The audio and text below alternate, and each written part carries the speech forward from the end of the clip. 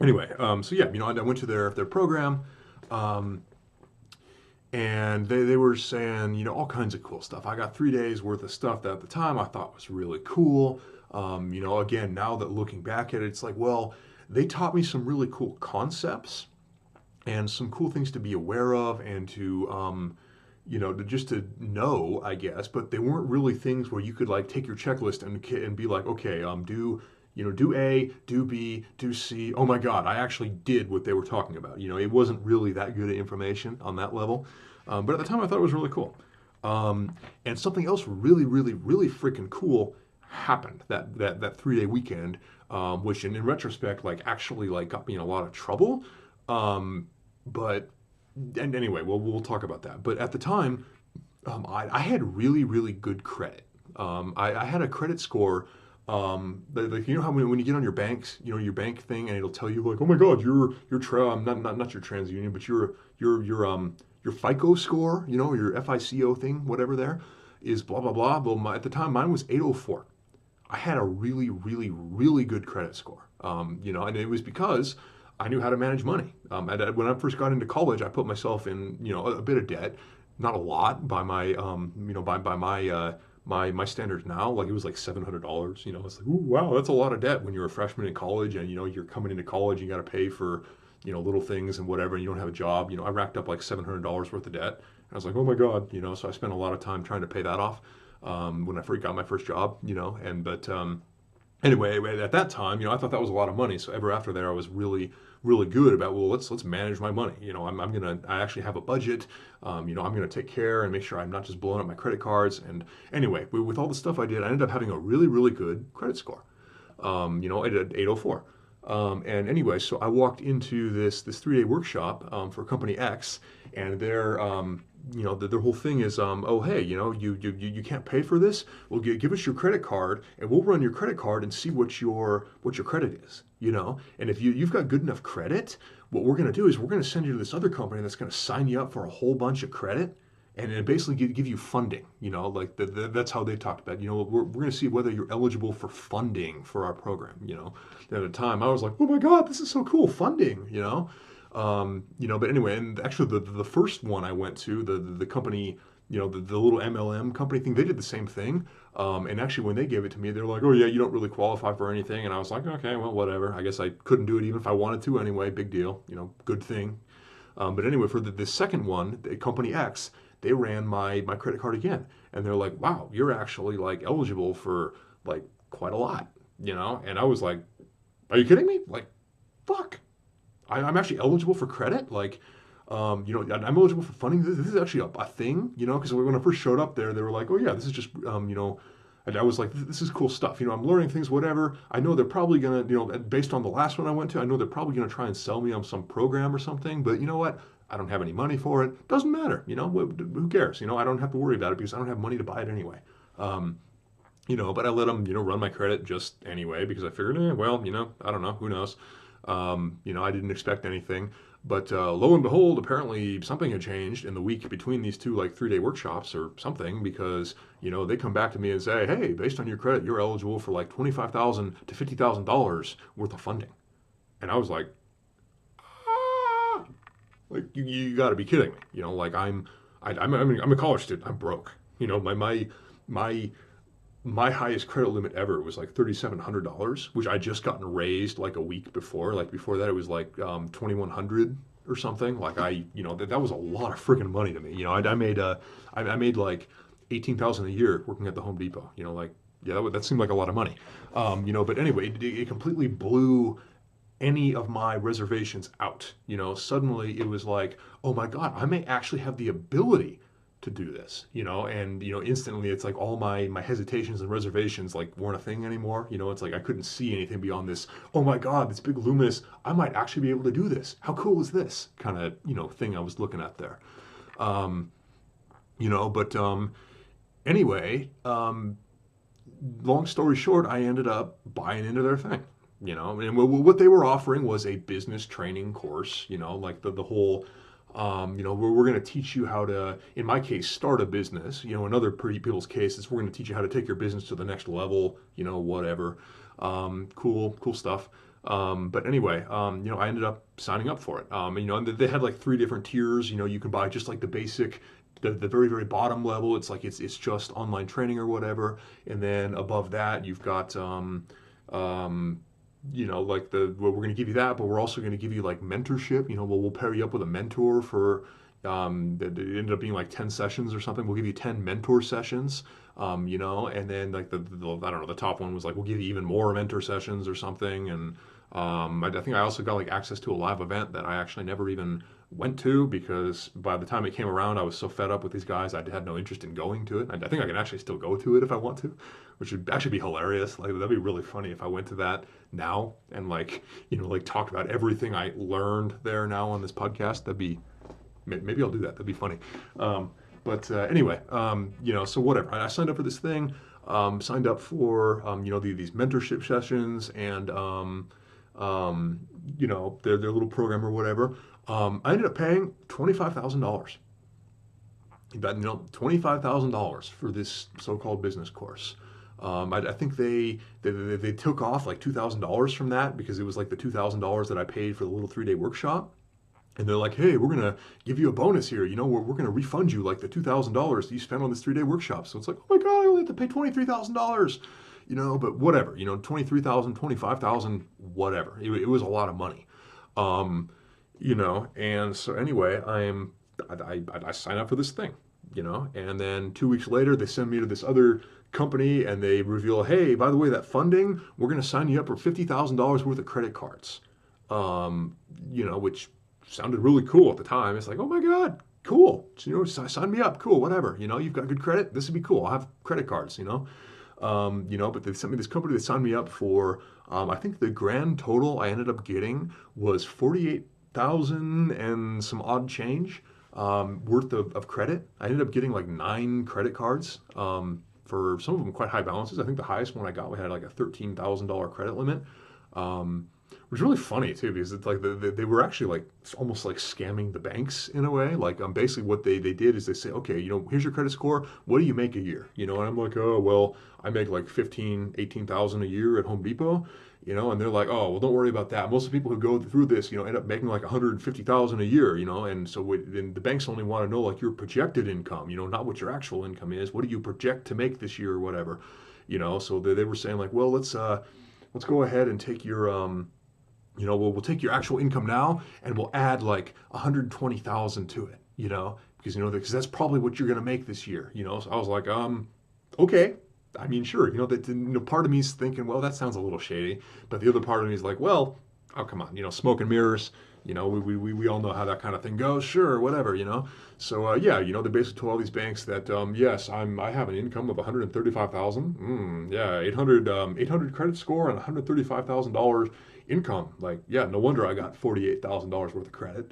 But anyway, so I got all this credit, paid the company off, they gave me, paid them $25,000, and it's like, oh, hey, I've got all this, extra credit that I can use to actually like fund the business that I'm going to be building here. I can use it to purchase inventory or whatever, and the whole idea was that, yeah, you're going to put yourself in debt initially, and then we're going to help you start this business that's going to be booming in like 6 months, and then you're going to be able to like pay off all this, credit, and then still have this business that's like booming, you'll make $1 million in a year, cool, whatever. Bunch of bullshit, basically. So basically, when I started out, at the initial 3-day event, one of the things that really I thought was really cool was they talked about like how people sell stuff on Amazon. They talk about, they actually showed us some numbers or whatever, and the guy was like, oh yeah, this is something I sell on Amazon. I buy these in China for, $1 a piece, and I sell them for $25, and I sell, roughly this many a month. I sell, I don't know, like 4,000 a month. And so I end up making like 4,000 times $9 every month, and since like that $1 that I'm paying for them is coming through my entity, I don't have to pay taxes on it. It's like, oh my God, that's really cool. I want to learn how to do that. Again, the original thing that got me in there was like, we were looking at building a little app game or something, but, when I saw this Amazon thing, I was like, oh my God, that looks really cool. Sign me up, So I got paired up with a mentor, this guy who, I don't know, like honestly, like I'm sure he's a really nice guy in some ways. I don't know what his personal morals are, if whether he even believes what they're doing is a scam or not. But anyway, I got my mentor sessions with him. I think I ended up using like 7 out of the 10 of them that I got. I never finished the last 3 because it was like my time limit ran out. And so like I had to like reschedule at the end of these. I don't know, we had like 14 weeks to do like our 10 mentor schedule thing, our 10 mentorship calls with them. And ended up, like it ended up taking more than those 14 weeks because he was busy and I was busy and we just couldn't make it work. So I ended up having like 3 mentorship calls that I couldn't get in those 14 weeks. And so, anyway, yeah, and anyway, so I ended up, having 3 extra. Technically, I've still got them. I never bothered to sign up for them because my initial thought was, well, yeah, like I got through those first 7 calls. I'm ready to actually start doing this whole Amazon thing. I'm looking for a manufacturer for this little thing that I was going to sell. And I was thinking, well, I know, let's just wait because there's nothing I can do right now until I get my inventory. So let's wait, a couple months, and then we'll take our last 3 mentorship calls. And then lo and behold, it didn't work out. Now I've still got those 3 mentorship calls, and I don't want to use them because it's like, what the fuck do I want to, listen to these people anymore? They've completely screwed me over. Why would I want to hear anything more they have to say? But though again, it might be funny actually to do those last 3 mentorship calls, and like actually tell you. You get some more current stuff from them or something that I could tell you about or whatever. Or actually, what would be really hilarious is if I could like actually record them and put them on a podcast. But I don't know whether that'd be legal or not. Be hilarious. But anyway, so anyway, I was on these mentorship calls. They were teaching me how to start a business. And the thing they were teaching us how to do was, okay, well, let's go through Amazon and look for little niche markets where there are people selling things, but there's not a lot of sellers. So they were teaching me how do you just browse through Amazon and look at something and be like, oh, that's a funny little product for like $25. Oh my God, there's only one person selling it. Where can I get that? And then they were teaching us, hey, do that, find something like that, and then go over to Alibaba.com or some other Chinese, retailer site and see if you can find the exact same thing or find something similar, buy it off Alibaba, throw it up on Amazon, and oh my God, you're going to be making millions next month, Kind of a cool idea, I guess, especially when you're first getting into it. My personal thoughts on it right now is, firstly, if you're the person who does that, you're an asshole. Somebody's out there actually making money off a good product, hopefully a good product, maybe they did the same thing. They just found it off Amazon or not off Alibaba, and they were like, hey, I'm going to throw this up on Amazon, and they're making a lot of money off of it. And you're just going to come in and basically be a pirate, and be like, hey, I'm going to steal your shit. I'm going to do the exact same thing you are, literally the exact same thing, and steal like half your profit. You're an asshole if you do that. Like, just saying, But anyway, so they were teaching me that. But anyway, it was really funny because that's actually one of the only lessons I learned from this guy who was my mentor that was actually worth anything, was when I first wanted to do that. I was like, okay, so I found some of these other things that other people are selling. How do I get them and sell them? That was the only good bit of advice he gave me was don't be a pirate. Don't just take the exact same thing that they've got and throw it up there. He was saying, well, okay, why don't you go and find something you can improve upon. Really good advice, actually, in some ways. And we'll talk about that a lot later. There's a whole bunch of lessons there that I'll talk about at some future recording of this. But anyway, so he told me, okay, go out and find something you can improve upon. Find something somebody's selling and see if you can get the same thing, but, find somebody who can make it better, better stitching or better quality material or whatever. I completely misconstrued that. He was basically saying, find the thing they're selling and see if you can get it manufactured better. I took it as make something entirely new, find something out there, read the reviews, find something like what's the thing people are complaining about it? Here on this little, I don't know. Well, one of the things I was looking at originally was like this pair of gardening gloves with like little like plastic claws on the tips, so you could like actually like dig in the dirt. Cool idea, But all the reviews on it were, yeah, they're really nice, but all these little claws, they like just fall off. They're not really attached to the glove. You just like slip them on and they fall off. So I was like, oh wow, that'd be really cool. Maybe I could go and find a manufacturer who could like actually like stick those on permanently or something. You get the idea. That's what they were trying to teach us how to do. Um, and in my genius, as an engineer, it's like, I'm like, oh, well, I know I could make something entirely new. Let's go out and find something that's got problems, like it's got the same problems, and we'll take that and we'll design a brand new thing and have a manufacturer actually like make this from scratch rather than just like knock somebody off. So I did that, and not with the gloves. I never did anything with those gloves. It was just one cool thing I was looking at the time. And I'll actually get into at some later point, like the entirety of what my business was, what I started up, because I'm still actually doing it. It's changed a lot since then, but the original thing I started up there is still a thing, and hopefully about to launch next month, which will be really freaking cool finally. But anyway, so basically I went out and found a product, not the gloves, but something else. I was like, oh, this is a really cool thing. It was actually something I found like by accident. It was something I was looking to buy myself and noticed it was like, oh my God, this matches the criteria I'm looking for something to sell exactly. But anyway, I found this product. I went out and spent like 3 months looking for a manufacturer. Like firstly designing it. I got on my little AutoCAD thing, for engineering, which is funny because I'm actually an electrical engineer. I don't know anything about like physical AutoCAD, like SolidWorks or any of those programs where people can make like the little 3D models. Didn't know how to do that. I learned how to do it. And so I made my little, 3D model that I turned into a blueprint, and I sent this over to some Chinese manufacturers and said, hey, can you make this? Ended up finding an American manufacturer, or rather an American company that sourced from China. They were basically a parts manufacturer. But anyway, so I got with this American company and said, hey, can you make this for me? And they did, and it's like, cool, I could have paid a lot less for it if I'd gotten it from China. I chose the American manufacturer because I was thinking, well, there's probably a little more accountability there. Is there really? I don't know. My experience now, which is something I'll tell you about in the future, is that no, there's not necessarily any more accountability. So a little teaser for some podcast in the future. I'll talk about how they kind of screwed me over too. Probably my own fault, and I'm not trying to throw blame around here. Again, this was just a learning process I went through. Hopefully you can avoid these little errors. Oh, there go my notes.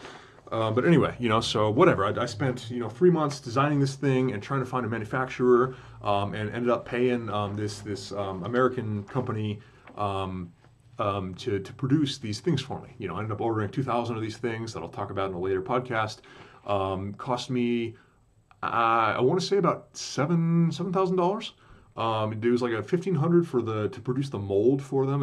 I was making them out of glass, like the object was glass, which firstly is really, really hard to find anybody who can do that for. Like glass is apparently a really difficult thing to work with. It's not like plastic where like, okay, it's really easy. Apparently glass is really difficult, but anyway, so $1,500 for the mold, and then another like $6,000 for the 2,000 units I was bought, and finally got them. And at this time I'm kind of pissed off at the company anyway.